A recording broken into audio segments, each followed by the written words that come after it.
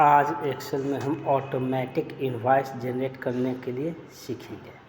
जैसा कि आप स्क्रीन पर देख रहे हैं कि एक हमारे पास बिल है जिसमें कि नाम, बिल नंबर, कॉन्टैक्ट, ये सारा चीज़ दिया हुआ है। और यहाँ से हम लोग पार्टिकुलर करके प्रोडक्ट को सेलेक्ट करते हैं तो उसका रेट ऑटोमेटिक आ जाता है। बस केवल कितना क्वांटिटी चाहिए वो इंटर करते हैं और रेट ऑटोमेटिक आ जा रहा है। और उसके साथ ही जोड़कर टोटल अमाउंट, जीएसटी के साथ ये सब कितना आएगा ये सब आ जा रहा है। अगर इसी चीज़ को हमको दोबारा किसी को देना रहता है तो उसको पीडीएफ फॉर्मेट में भी मतलब दे सकते हैं। पीडीएफ बनाने का प्रोसेस वही है, फाइल में जाकर एक्सपोर्ट करना है और पीडीएफ बन जाता है, जैसा कि आप पहले भी सीख चुके हैं। और यहाँ पर एक हमारा पीडीएफ का भी लुक आ चुका था। ये बनाना बिल्कुल ही आसान है एक्सेल में, उसी के बारे में आज हम सीखेंगे।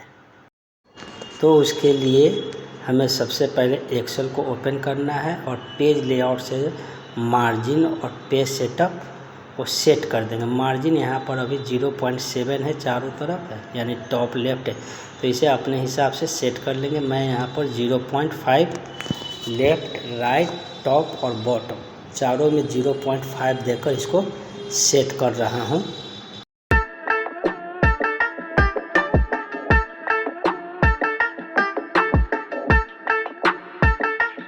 मार्जिन सेट होने के बाद फिर हम इसको पेपर का भी साइज सेट करेंगे। पेपर पर क्लिक करेंगे और यहाँ से लैंडस्केप में लेना है या प्रोटेक्ट में लेना है, ये सारा चीज़ हम देख लेंगे। तो मैं यहाँ से प्रोटेक्ट में ही लूँगा और यहाँ से भी जो सेट करना है 1 इंच, हाफ इंच जो करना है वो कर लेंगे। उसके बाद साइज़ में जाकर पेपर को ए साइज़ में सेट कर देते हैं। अब उसके बाद हमें क्या करना है कि जो मैटर लिखना है, मतलब कि जो दुकान का नाम वाम लिखना है वो लिख लेंगे, जो कि हमारा बिल पर प्रिंट होगा।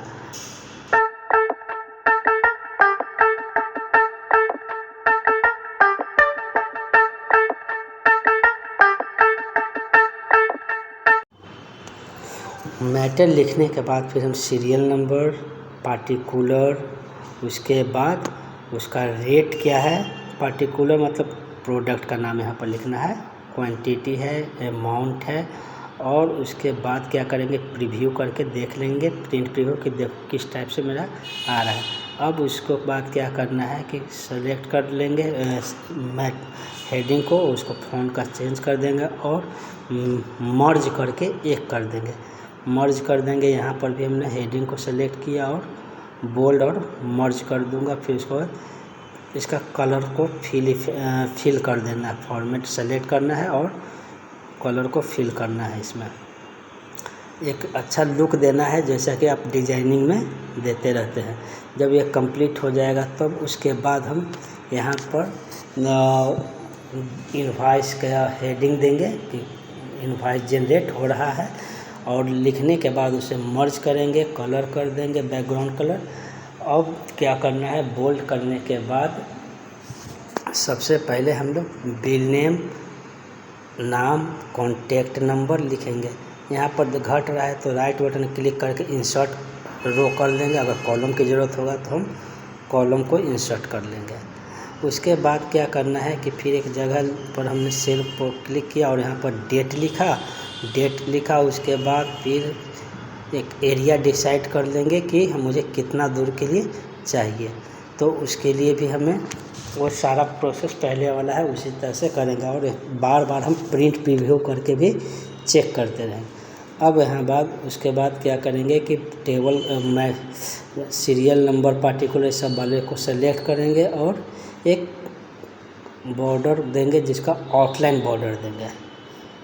ऑल बॉर्डर नहीं देंगे, आउटलाइन बॉर्डर देंगे। अगर आउटलाइन बॉर्डर से प्रॉब्लम होगा तो फिर हम थिंक बॉक्स आउटलाइन देंगे।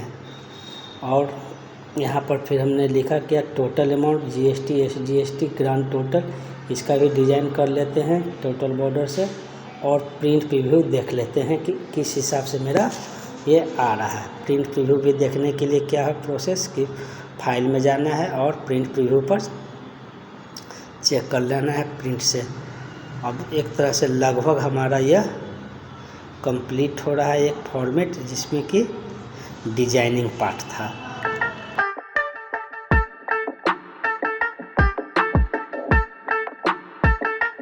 यहाँ लगभग डिजाइनिंग पार्ट कंप्लीट हो गया। अब डाटा की बात है तो यहाँ पर मैंने एक पहले से ऑलरेडी टेबल बना रखा है रेट नाम से, जिसमें कि हम लोग कुछ रिकॉर्ड को रखें, आप देख लीजिएगा।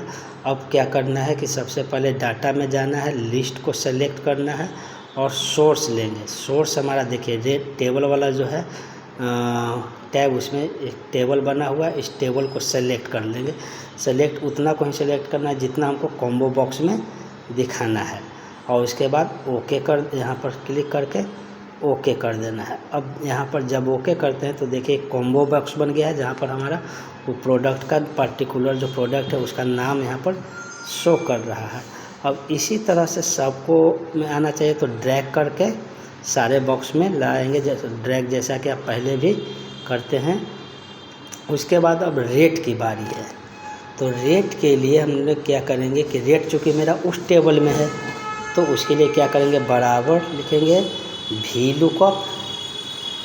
लुकअप लिखने के बाद ब्रैकेट, और जहाँ पर शो करवाना है तो मुझे पार्टिकुलर पर करवाना है, यानी C11 पर करवाना है, C11।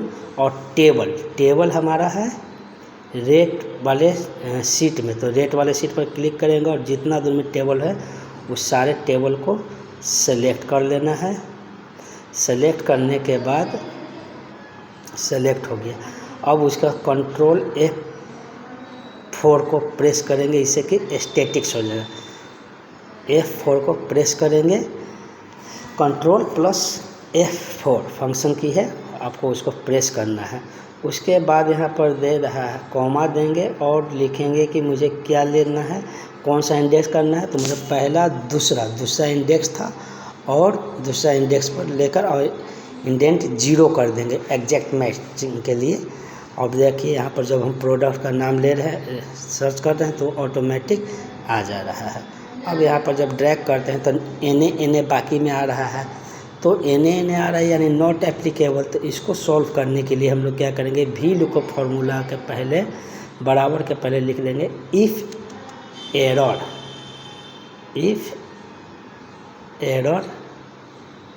लिख देंगे। इफ़ एरर लिखने के बाद लास्ट में जाएंगे, कॉमा देंगे, डबल कॉमा देंगे ऊपर में, यानी अगर खाली रहा कोई एरर आया तो वो ब्लैंक करना। फिर दोबारा इसको ड्रैग करेंगे, शुरू में कर्सर ले जाकर, तो यहाँ पर देख रहे हैं कि 0 कुछ नहीं, बिल्कुल खाली आ रहा है। और यहाँ पर देखिए हम सामान को सेलेक्ट करते हैं तो रेट ऑटोमेटिक आ रहा, कोई नॉट एप्लीकेबल नहीं आ रहा है। यहाँ पर क्वांटिटी, अब क्वांटिटी लिखना है तो क्वांटिटी जैसे जनरल लिखते हैं उस हिसाब से क्वांटिटी 2 4 5 लिख लेंगे। तो उसका अमाउंट के लिए करना क्या होगा कि आपको जैसे अमाउंट निकालते थे, तो अमाउंट निकालने के लिए क्या है, गुना करना है, सीधा सा फंक्शन, यानी रेट गुने क्वांटिटी, तो रेट इंटू क्वांटिटी, और उसको इंटर कर देंगे। और जिसके बाद 0 को भी आप देखिए यहाँ पर दे रहे हैं तो नहीं आ रहे, तो क्या करना है कि यहाँ पर भी आपको ड्रैग करके नीचे ले आना है। अब यहाँ पर देखिए सेलेक्ट कर रहे हैं तो आ रहा है ऑटोमेटिक 4, और ये नन वैल्यू आ रहा है। तो इस नन वैल्यू को भी क्लियर करने के लिए क्या करेंगे, शुरू बराबर लिख, फार्मूला में पहले जाके बराबर के पहले लिख देंगे इफ़ एरर। अगर इफ़ एरर आता है तो वो क्या कर देगा, खाली कर देगा, ब्रैकेट बंद, इंटर, और उसके बाद दोबारा ड्रैग कर देंगे। तो ड्रैग करने के बाद अब देखिए यहाँ पर 0 कुछ नहीं आ रहा। अब आइटम को सेलेक्ट करते हैं तो रेट आ जा रहा है, यहाँ पर क्वांटिटी डाल रहे हैं तो ये भी आ रहा है 625। और देखो अब यहाँ पर तकले तो आ गया। अब बारी आया टोटल अमाउंट का, तो टोटल अमाउंट को सेलेक्ट करके और होम बटन पर क्लिक करना है, ऑटो सम पर क्लिक कर दीजिएगा तो आप आ जाएगा, या तो सम का फार्मूला अप्लाई कर देंगे। अब SGST और CGST है, तो GST तो टोटल अमाउंट का ही निकालना है ना, तो टोटल अमाउंट का 9% लगा दिए यहाँ पर, यानी आपका आ जाएगा F21 का 9% और CST F22 का 9%, ये भी आ गया। और ये तीनों अमाउंट को यहाँ पर टोटल जोड़ देंगे। सम करके आप जोड़ दीजिए या बराबर देके इक्वल करके प्लस प्लस करके भी जोड़ सकते हैं, या सम फार्मूला भी लगा सकते हैं, या ऑटो सम भी कर सकते हैं। अब यहाँ पर देखिए सबको एक बार फिर से ड्रैग करके ख़त्म कर रहे हैं, क्लियर कर देंगे। या तो इसका बॉर्डर जो बार बार आ जा रहा है, इस बॉर्डर के लिए थिंक बॉर्डर कर दीजिएगा। इसमें आपको ये बार बार बॉर्डर का समस्या नहीं आएगा। यहाँ पर हम देख रहे हैं कि बार बार बॉर्डर मुझे बनाना पड़ रहा है। तो यहाँ पर जब मेरा बॉर्डर कंप्लीट हो जाए और साइड बॉर्डर दे देंगे, और इस बार आउट साइड बॉर्डर कर रहे हैं, लेकिन फिर भी प्रॉब्लम आएगा। तो उस समय आपको बॉर्डर में, ऑल बॉर्डर में थिंक बॉक्स करके एक बॉक्स ऑप्शन आएगा, वो वाला बॉर्डर को सेलेक्ट कर लेना है। अब यहाँ पर देखिए हम लोग जब नाम उम लिख रहे हैं तो सेंटर अलाइनमेंट है, तो इसको भी थोड़ा अलाइनमेंट सुधार लेंगे, यानी लेफ्ट अलाइनमेंट कर लेंगे, बोल्ड कर देंगे, कलर उलर जो करना है कर देंगे। अब यहाँ पर देखिए प्रोडक्ट को जब सेलेक्ट कर रहे हैं तो आ गया रेट और क्वांटिटी आ रहा है,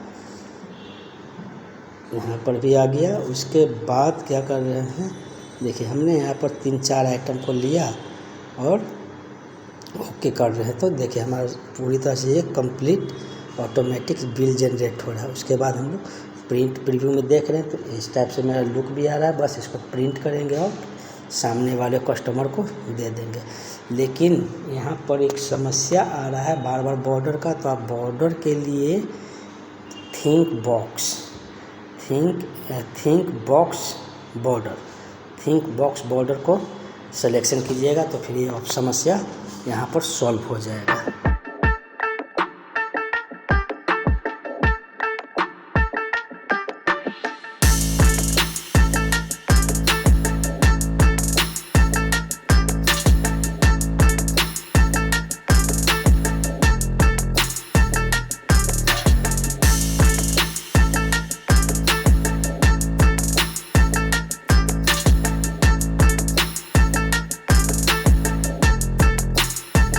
इस सेक्शन में हम अब मैक्रो के बारे में भी सीखेंगे।